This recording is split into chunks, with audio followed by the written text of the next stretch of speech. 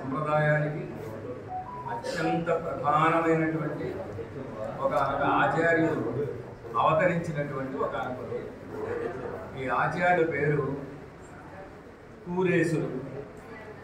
వారినే కూరతాళ్వాన్ అంటారు. ఎంతటి వైభవం అంటే మన సంప్రదాయంలో ప్రధానమైనటువంటి వారు రామానుజులైతే రామానుజులకు ప్రధానమైనటువంటి వారు కూరతాళ్ళు. భగవద్ రామానుజులు శ్రీభాష్యాన్ని కటాక్షించారంటే కూరతాళ్వాన్ని సహాయంగా చేసుకుని వీరి యొక్క లేఖనలో శ్రీభాష్యం మనకు అందింది. ఎంతటి మేధావంటే వారి మేధా సంపత్తి కానీ, వారి యొక్క జ్ఞాన సంపత్తి కానీ, వారి యొక్క వైరాగ్య సంపత్తి కానీ మాటలతో మనం చెప్పలేము. రామానుజుల వైభవాన్ని చెబుతూ 108 పాసురాలు చెప్పారు. ప్రతినిత్యం మనకి ఎక్కడ అనుసంధానం జరుగుతుంది ఆ గ్రంథం. దాని పేరు ఇరామానుష నృత్తందాది. ఆ ఇరామానుష నృత్తందాది చెప్పింది ఎవరంటే అముదనారని శ్రీరంగ అమృత కవి ఆయన పేరు. ఆ శ్రీరంగామృత కవి ఎవరి శిష్యుడు అంటే కూరతాళ్వాన్ శిష్యుడు. ఈ కూరతాళ్వాన్ శిష్యులుగా ఉండే శ్రీరంగామృత కవి రామానుజ వైభవాన్ని 108 పాసురాల్లో చెప్పారు. కానీ ఆళ్వాన్ వైభవం, వాళ్ళ గురువు గారి వైభవం 2 పాదాల్లో చెప్పారు. 108 పాసురాల్లో రామానుజ వైభవం చెప్పి వీరి వైభవం మాత్రం 2 పాదాలు. ఎంచేతండి అంత తక్కువ చెప్పడం ఏంటండి గురువు గారి గురించి అంటే ఆయన వైభవం మాటలతో చెప్పలేదండి అన్నారు. ఇది చెప్పిన కవిత్వం. వారు చెప్పిన కవిత్వం ఏంటంటే వారి మీద 2 మాటలు చెప్పారు. ఏమిటి? మొడియై కడక్కుం పెరుం పొహళ, మాటలకందంత గొప్ప కీర్తి కలిగినటువంటి వారండి అని ఒకటి. 2వ సూచన ఏమిటంటే వంజముక్కురంబాం కుడియై కడక్కుం, 3 మురిక్కుంటల్ని దాటిన వారు. కడక్కుం అని కడత్వం అని 2 పాఠాలు. దాటిన వారని ఒక అర్థం, దాటించేవారని ఒక అర్థం. ఏమిటండి 3 మురిక్కుంటలు అంటే విద్యామదం, ధనమదం, అభిజనమదం అని. విద్యామదం అంటే బాగా చదువుకున్నాను అని, చదువుకోగానే అహంకారం వస్తుంది. 2 ధనం చేరగానే అహంకారం వస్తుంది. 3 బంధువులందరూ ఉన్నారనుకోండి, పెద్ద బంధువులలో ఉన్నారనుకోండి, మా వంశం అంత గొప్పది ఇంత గొప్పది అని చెప్పి దానివల్ల ఒక అహంకారం వస్తుంది. ఈ 3 అహంకారాలని దాటినటువంటి మహానుభావులు కూరతాళ్ళు. మా గురువు గారి వైభవం ఇదండి అని 2 పాదాల్లో నంకూరతాళ్వాన్, మా కూరేసులు అన్నాడు. కూరతాళ్వాన్ అనకూడదు, మా కూరతాళ్వాన్ అండి అనాలి. అలాంటి గొప్ప వైభవం కలిగినటువంటి ఆచార్యులు. జ్ఞానానికి ఎంతటి జ్ఞానం అంటే, ఎంతటి మేధా సంపత్తి అంటే చెప్పడానికి వీల్లేదు. భగవద్ రామానుజుల వారు శ్రీభాష్యాన్ని కటాక్షించాలనుకున్నారు. శ్రీభాష్యం అంటే బ్రహ్మసూత్రాలకు భాష్యం. బాదరాయణ మహర్షి అందించిన బ్రహ్మసూత్రాలకి, దానికి వ్యాఖ్యానానికి శ్రీభాష్యం అని పేరు. ఈ శ్రీభాష్యాన్ని రచించాలనుకున్నారు. అనుకుంటే వీరికి ఆధారం కావలసి వచ్చింది. ఆధారం కావాలంటే ఢిల్లీకి వెళ్ళి శారదా భాండాగారానికి వెళ్ళారు. Library, Sharada library. ఆ శారదా లైబ్రరీలో బోధాయన వృత్తి అని ఒక గ్రంథం ఉంది. బోధాయన మహర్షి వీటికి సింపుల్గా వ్యాఖ్యానాన్ని కటాక్షించారు. ఆ బోధాయన వృత్తి పెట్టుకుని దాన్ని అనుసరించి దీనికి వ్యాఖ్యానం చెయ్యాలి అని రామానుజుల సంకల్పం. లైబ్రరీకి వెళ్ళారు. ఆ లైబ్రరీలో బోధాయన వృత్తి గ్రంథాన్ని తీసుకున్నారు. వీరు సంతకం పెట్టి తెచ్చుకోవడం ఉందిగా, పుస్తకాలు తెచ్చుకోవడం, అలా శ్రీకోశాన్ని దాన్ని తెచ్చుకున్నారు. తెచ్చుకుంటే 2 గురువు గారి శిష్యుడు సంకలో పెట్టుకున్నారు. దాన్ని బయలుదేరారు శ్రీరంగానికి. శ్రీరంగానికి బయలుదేరితే సగం దూరం వచ్చిన తర్వాత చీకటి పడితే నిద్రపోయారు. నిద్రపోయేసరికి తెల్లవారేసరికి 7 గంటలకల్లా లైబ్రరీ అధికారులు వచ్చారు. ఆ గ్రంథం కాస్త లాక్కుపోయారు. రామానుజుల వారికి కంగారు వచ్చేసింది. అయ్యయ్యో ఎలాగే శ్రీభాష్యాన్ని కటాక్షించాలి, ఎలాగే గ్రంథం ఆధారం కాస్త పోయిందే అని ఇలా నెక్కిపోయి వేసి కూర్చున్నారు గురువు గారు. అప్పుడు ఈయన ఏమన్నారు తెలుసా? రాత్రే చదివేశారు మొత్తం గ్రంథం అంతా. ఇదే రాత్రి చదివేయడం ఏంటన్నారు? చదివేయడం అంటే మనలా చదవడం కాదు, మనం చదువుతాం. మనం రాత్రి చదివినా, పొద్దున్న చదివినా, 100 సార్లు చదివినా ఒక్క అక్షరం కూడా గుర్తుంటే ఒట్టు అన్నట్టుగా ఉంటుంది మన చదువు. అలా కాదు, గ్రంథం అంతా మీరు ఏ పేజీలో ఏ పదం అడిగితే ఏ లైన్ అడిగితే ఆ లైన్ చెప్తాం, ఆ లైన్లో ఎన్ని పదాలు చెప్తాం, దాని వివరం అంతా చెప్తాం. ఆశ్చర్యపడిపోయారు రామానుజులు. మీరు అనుమానం తీర్చుకోవడం కోసం ప్రశ్నించారు. ప్రశ్న 100వ పేజీలో 3వ లైన్ అంటే టక్కుని చెప్పేశారు. అలా ఏదడిగితే అంతటి మేధా సంపత్తి అన్నమాట. ఎవరికి ఉంటుంది ఇలాంటి మేధా సంపత్తి? మహానుభావం. నడయాడే పాతంజల వల్ల వారికి పేరు. పతంజల మహర్షి అనుగ్రహించినటువంటి వ్యాకరణం నాలుక మీద ఉండేది. కుంభావ సరస్వతి అని, నడయాడే సరస్వతి అని అంటారు కదా. అలాంటి గొప్ప జ్ఞానం, జ్ఞానానికి హద్దు లేదు. ఎంతటి జ్ఞానం అంటే అంతటి జ్ఞానం. ఇక వారి సంపదగా ఎంతటి సంపద అంటే కూరతాళవాని యొక్క సంపద. కూరం అని ఒక అగ్రహారం అత్యద్భుతంగా 10 రోజులు జరుగుతాయి ఉత్సవాలు, చాలా ఆశ్చర్యకరంగా జరుగుతాయి.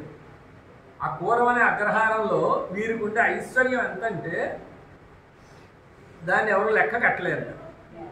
వీరి ద్వారబంధం తలుపులకు కట్టిన బంగారు గంటల చప్పుడు కాంచీపురంలో పెరుమాళ్ళకి వినపడుతుంది. అంటే అంత పెద్ద సింహద్వారం, ఆ గంటలు అంత పెద్దవి అన్నమాట. వీరు తలుపు వేస్తుంటే ఈ చప్పుడు కాస్త వరదరాజ పెరుమాళకి వినపడింది. వరదరాజ పెరుమాళ కాంచీపూర్ణులని ఒక పెద్ద మూలు ఉంటారు చూడండి, చివర ఆ చివరు ఉండేటటువంటి కాంచీపూర్ణ అనేటటువంటి వారితో మాట్లాడేవారు. రాత్రి వీరు ఆలవట్టం అని విసనకరం ఉంటుంది, దాని దగ్గర విసురుతూ ఉంటే వారు మాట్లాడేవారు.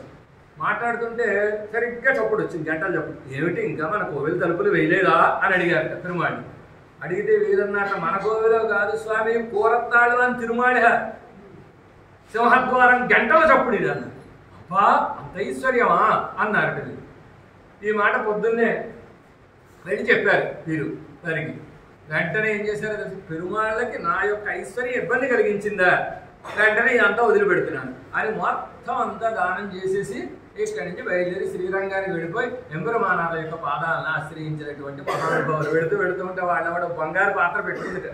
ఆడవాళ్ళకి కొంచెం కాపాయన ఎక్కువ కదా, ఆయన పాలు బంగారు పాత్రలో పుచ్చుకునేవారు. ఆ బంగారు పాత్ర వీడు ఇందులో పెట్టుకుని కూడా తీసుకొస్తోంది. దారిలో అంటే భయంగా ఉందండి అందుట. ఏం తెస్తున్నావు ఏమిటి అన్నారు ఈయన. అంటే మీరు పాలు పుచ్చుకుంటారని ఈ బంగారు పాత్ర పెట్టుకున్నాను. ఇది లై చూద్దాం, ఏ పాత్ర పెట్టావో, వందలాది పాత్రలు, అందులో ఏది పెట్టావో చూద్దాం తీ అన్నారు. అంటే ఆ పాత్ర తీశాను, దాన్ని పుచ్చుకుని పొలంలోకి తీశాను. నాడు ఇప్పుడు భయం ఏమిటన్నా. అలాంటి వైరాగ్యం, జ్ఞానానికి జ్ఞానం, మేధా సంపత్తికి మేధా సంపత్తి, వైరాగ్యానికి వైరాగ్యం. చివరికి శ్రీరంగంలో ఉంచవృత్తి చేసుకుని, ఉంచవృత్తి అంటే యోగ్యులుగా ఉండే వారి గృహాలకు వెళితే వారు ఏదైనా కొంత ప్రసాదం ఇస్తే, లేకపోతే స్వయం పాకం ఇస్తే దాన్ని తెచ్చుకుని తడి చేసుకుని జీవనం సాగించి అంతటి ఐశ్వర్యంలో బంగారు తూగుడియాల్లో తూగినటువంటి ఆయన ఉంచవృత్తి చేసుకుని జీవనం గడిపినటువంటి మహానుభావులు అన్నమాట. అది వైరాగ్యం అంటే. అంత ఐశ్వర్యం ఉందని ఏం అహంకారం లేదు. అలాంటి గొప్ప వైభవం. ఇక వంశం అంటారా, శ్రీవత్స వంశం, చెప్పడానికి వీల్లేనటువంటి వైభవం ఆ వంశానికి. అలాంటి గొప్ప వంశంలో అవతరించిన వారు. వంశం వల్ల గర్వం రాలేదు, ఐశ్వర్యం వల్ల గర్వం రాలేదు, జ్ఞానం వల్ల గర్వం రాలేదు. గర్వాన్ని పొందకుండా ఎంబెరుమానార్ల యొక్క శ్రీచరణాలను ఆశ్రయించి అవే సర్వస్వం అస్మద్గురోః భగవతోస్య దైరిక సింధో అని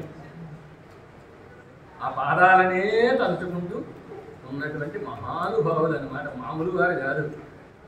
ఎన్ని జన్మలెత్తినా వారి రుణం మనం తీర్చుకోవచ్చు. అలాంటి మహానుభావుల యొక్క తిరునక్షత్రం అన్నమాట. వారి వైభవం చెప్పాలంటే మాటలకు అందదు. ఎంబెరుమానార్ల యొక్క శిష్యులుగా అంటే నిజంగా శిష్యులుగా ఉన్నారంటే ఎంతోమంది వీడికి కొంత చదువుకోవడం చేత అహంకారం, ఎంతో కొంత చదువుకోవడం చేత కొంచెం ధిక్కరించడం, ఆచార్య ధిక్కారం. ఏదైనా పని చెప్తే ఇది మనకి చెప్పారేమిటి, మనం చేయదగింది కాదు కదా, అప్పుడొక చిన్నాడికి చెప్పాల్సింది మనకి చెప్పారేమిటి అనుకోవడం. ఇలాంటి భావనలు సహజంగా ఉంటాయి. ఎంత కాదనుకున్నా మానవుడు కదా వీడు కూడాను.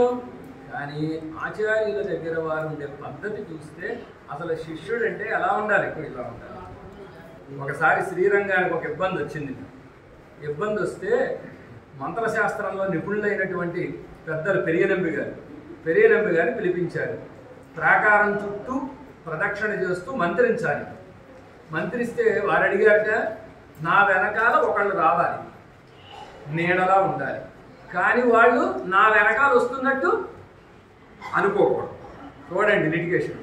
వెనకాల రావాలిట, నీడలా ఉండాలిట, కానీ నేను వీరి వెనకాల వెళుతున్నానని అనుకోకూడదు అని అడిగారు రామానుజుల్ని. అడిగితే రామానుజులు ఏం చేశారంటే ఆళ్వానే అని పిలిచారు. పిలిస్తే వచ్చారు. అడిగారు, మీరు గురువుగారి వెనకాల వెళ్ళండి, వారి వెనకాల వెళ్ళండి, కానీ వెనకాల వెళ్తున్నట్టు అలాగే. ఇంతటి గొప్పతనం అంతేకాదు, ఎంతటి వైభవం అంటే, ఎంతటి గొప్పతనం అంటే వారి గొప్పతనం.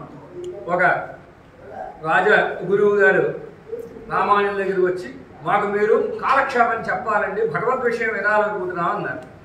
కండిషన్ ఏమిటో తెలుసండి ఆయన, కానీ మాకు చెప్పేటప్పుడు గురువు గారు అనుకోకూడదు. మీరు ఇలాంటి వాళ్ళు కూడా ఉంటారనమాట, ఆ కాలంలోనే ఉన్నారు. మీరు గురువు గారు అనుకోకూడదు అన్నారు. అంటే వారు ఏం చేశారంటే వెంటనే ఆళ్వానే అనిపించారు. పిలిస్తే వచ్చారు. మీరు కాలక్షేపం చెప్పాలి, కానీ మీరు గురువు గారు కాదు, వారికి మీరు దాసోహం చేయాలి. వారు మీకు దాసోహం చేయరు. ఎక్కడైనా గురువుగారు శిష్యుడు చేస్తారు, శిష్యుడు గురువుగారు చేస్తారా, కానీ మీరు వారికి దాసోహం చేయాలి, వారు మీకు దాసోహం చేయరు. చెప్పండి అంటే కాలక్షేపం బ్రహ్మాండంగా నడుస్తోంది. అద్భుతమైన కాలక్షేపం వారు చెప్తుంటే ఆ నడుస్తూ ఉంటే భాగవత వైభవం వచ్చింది. భాగవత వైభవం అద్భుతంగా చెప్పారు. చెప్పేసరికి ఈయనకి మర్చిపోయి దాసోహం చేశారు. దాసోహం చేసేస్తే వెంటనే ఏం చేశారు తెలుసా, వ్యాసపీఠంలో మూసేశారు. సంఖలో పెట్టేసుకున్నారు. శ్రీకోశం వ్యాసపీఠం వెళ్ళిపోయారు. ఇదేంటి ఆఫీసర్ పరుగు వెనకాల వచ్చారు. వస్తే గురువు గారు ఏం చెప్పారు, నన్ను మీకు దాసోహం చేయమన్నారు, ఇవాళ మీరు నాకు దాసోహం చేశారు కనుక కాలక్షేపం రద్దు. గొప్పవారు చూడండి. అంటే గురువు గారికి పరుగున వెళ్ళిపోయి వారి కాళ్ళపై పడిపోయి, అపచారం అయిందండి, తెలియక, విషయం తెలియక, భాగవత వైభవం తెలియకలా తప్పు చేశాను, క్షమించి ఈ రోజు నుంచి దాసోహం చేసుకునే భాగ్యం కల్పించండి అని అడిగాడు. అడిగితే అప్పుడు అన్నారు, ఆడవానే అడిగేది. రామానుజుల కంటే 7 సంవత్సరాలు పెద్దవారు వయసులో వెయిట్ చేశారు. వచ్చారు. రాగానే ఈ రోజు నుంచి వారికి మీరు ఆచార్యులు, వారి మీకు దాసోహం చేస్తారు, స్వీకరించారు. అది కాలక్షేపం. ఇది వైభవం అంటే. అలాంటి మహానుభావులు మన సంప్రదాయంలో ఉండడం మన భాగ్యం అనమాట. రామానుజులు కూడా వీరి దగ్గర భగవద్ విషయం కాలక్షేపం వినాలి అని ఆశపడేంత గొప్పతనం. రామానుజులు వీరి దగ్గర కాలక్షేపం వినాలని అనుకున్నారు. మీరు చెప్పండి అంటే చెప్తారా, గురువు గారు శిష్యుని చెప్తారేంటి, చెప్పరు కదా. అందుకు రామానుజులు ఏం చేశారంటే ఓ ప్లాన్ వేశారు. వారి దగ్గర 2 ఉన్నారు, ఎంబాలని మొదలయాండానని. ఒకరు మేనల్లుడు, ఒకరు పెనతండ్రి కొడుకు. మీరిద్దరు అడగండి అయింది అన్నారు. వాళ్ళిద్దరూ అడిగారు, మీరు భగవద్ విషయం మాకు చెప్పాలండి అంటే అలాగే చెప్తాం తప్పకుండా అన్నారు. కాలక్షేపం ప్రారంభించారు. ప్రారంభించేసరికి మొట్టమొదటి పాసురంలోనే కరిగి నీరైపోయారు కాలక్షేపం. రామానుజులు కిటికీలోంచి చూస్తున్నారు, ఇలా వింటున్నారు అన్నమాట. డైరెక్ట్గా వింటే చెప్పరు కదా, కిటికీలోంచి చూస్తున్నారు. వెంటనే తలుపు తీసుకుని పరిగెత్తుకు వచ్చి వారిని లేవదీసి ఆలింగనం చేసుకుని, ఆళ్వానే, నమ్మాళ్వార్ల పేరు ఆళ్వార్, కూరత్తాళ్వాన్ పేరు ఆళ్వాన్. ఇది ఏకవచనం, అది బహువచనం. మీరు ఆళ్వానే అని ఆలింగనం చెప్తుంది. గొప్ప వైభవం కలిగిన మహాచార్యుల యొక్క దినక్షత్రం మనం ఈరోజు జరుపుకున్నాం. అకృత నటకేశాయ నిత్యోపాదాన వృత్తయే శటజి సూక్తి భోగాయ పూరనాథాయ మంగళం. జై రామ.